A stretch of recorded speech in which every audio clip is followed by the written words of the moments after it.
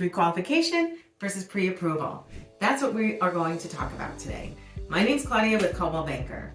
I've helped many buyers over the last several years avoid potentially costly pitfalls when purchasing a home. The reason is they don't know the difference between a pre-approval and a pre-qualification. A pre-qualification is nothing more than you having a simple conversation with your lender, discussing your financial situation, and they provide you with a ballpark of what they think you can afford.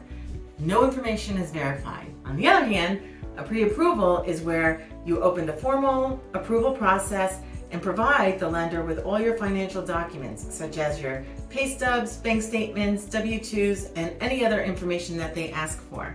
They receive it, review it, and they come up with a dollar amount that you are approved for. They may even offer some suggestions on what the best loan product is for you, and they'll give you a general idea of what your interest rate, your monthly mortgage payment might be. It's so important to get pre-approved.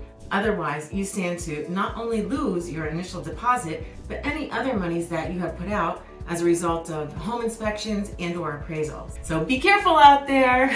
Call me and let me guide you on a path to successful home ownership. I'm Claudia with Coldwell Banker, and who you work with matters.